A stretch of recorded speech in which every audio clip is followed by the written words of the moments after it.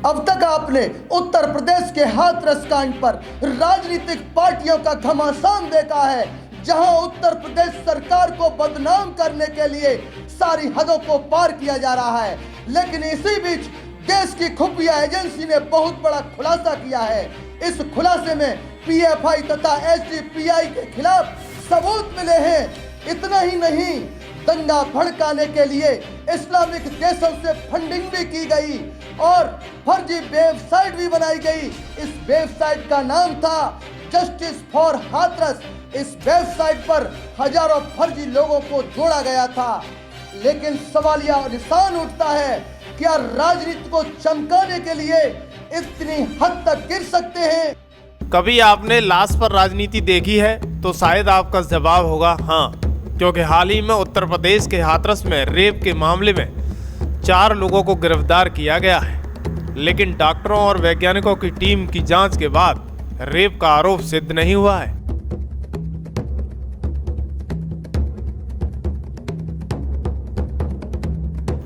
लेकिन सबसे बड़ी खबर, उत्तर प्रदेश की राजनीति का रेप हो गया है और विपक्ष को एक बड़ा मुद्दा मिल गया है और फिर शुरू हुआ है राजनीति।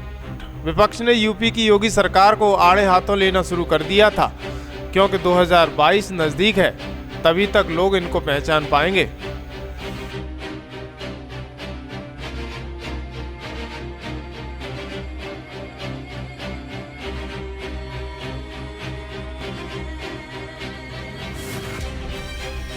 लेकिन हाथरस केस में खुफिया विभाग ने एक बड़ा खुलासा किया है। इस खुलासे में विभाग को बड़े सबूत हाथ लगे हैं।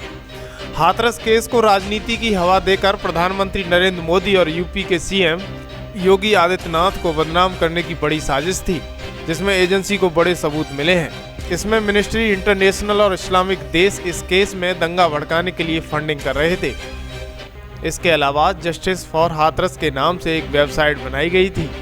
वेबसाइट पर विरोध प्रदर्शन की आड़ में देश और प्रदेश में दंगे कराने और दंगे के बाद बचने का तरीका भी बताया गया था। इतना ही नहीं, अफवाह फैलाने के लिए मीडिया और सोशल मीडिया के दुरुपयोग के भी अहम सुराग मिले हैं। इंटेलिजेंस एजेंसी के मुताबिक पीड़ित की मौत के बाद अचानक से जस्टिस फॉर हाथरस वेबसाइट सुर्खियों में आ गई थी। देखते ही देखते हजारों लोग इससे जुड़ गए। लेकिन खास बात यह है कि जितने भी लोग इस वेबसाइट से जुड़ गए थे, वो सब आईडी फर्जी निकली है। जांच एजेंसियों के हाथ वेबसाइट की डिटेल से जुड़ी पुख्ता जानकारी हाथ लगी है। जिस तरीके से अमेरिका में दंगे भड़काए गए थे, उसी तर्ज पर यूपी की घटना को लेकर देश में जातीय दंगा भड़काने की कोशिश की थी। बहुसंख्यक समाज में फूट डालने के लिए मुस्लिम देशों और इस्लामिक कट्टरपंथियों संगठनों से पैसा आया था। सीएए हिंसा में शामिल उपद्रवियों और राष्ट्र विरोधी तत्वों ने योगी से बदला लेने के लिए इस वेबसाइट को बनाया था। वेबसाइट में यह भी बताया गया कि चेहरे पर मास्क लगाकर और प्रशासन के अधिकारियों के विरोध प्रदर्शन के लिए किस तरीके से निशाना बनाया जा सकता है और बहुसंख्यकों में फूट डालने और प्रदेश में नफरत के बीज बोने के लिए वेबसाइट पर तरह तरह की तरकीबें बताई गई थी। किस तरह से विरोध प्रदर्शन करना है और कैसे गिरफ्तार होने के बाद पुलिस से बचना है, किस तरह के कपड़े डालने हैं और कैसे कपड़ों की फिटिंग होनी चाहिए, इस तरह की सारी बातें इस वेबसाइट में दिखाई गई थी। वेबसाइट पर बेहद आपत्तिजनक कंटेंट भी मिले हैं। इस वेबसाइट के द्वारा वॉलंटियर की मदद से हेट स्पीच और भड़काऊ सियासत की भी स्क्रिप्ट तैयार हुई थी।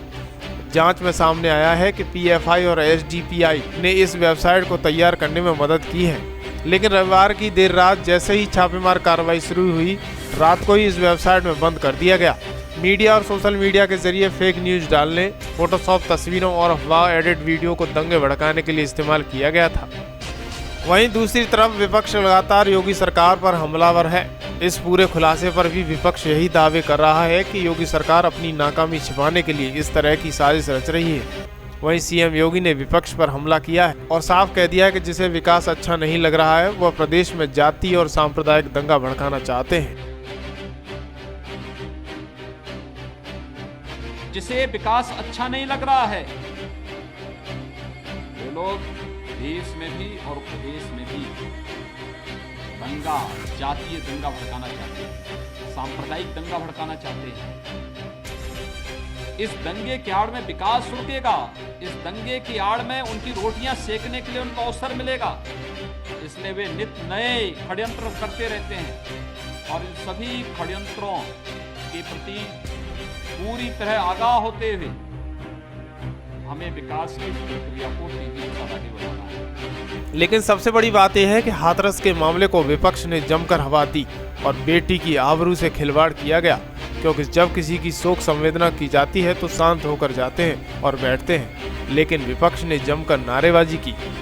लेकिन विपक्ष के इस रवैये से खबर एक्सपर्ट एक सवाल पूछता है, क्या हाथरस में कोई चुनाव था या बेटी की आबरू पर राजनीति करनी थी? फिलहाल हाथरस कांड के बहाने योगी सरकार के खिलाफ बड़ी साजिश रची गई थी, उसका पर्दाफाश हो चुका है। अब सरकार पूरी तरह से एक्शन में है। देखना होगा कि आगे इस कांड में और किस किस का हाथ सामने आता है। वीडियो को शेयर कीजिएगा, साथ ही अपने खबर एक्सपर्ट चैनल को सब्सक्राइब कीजिएगा।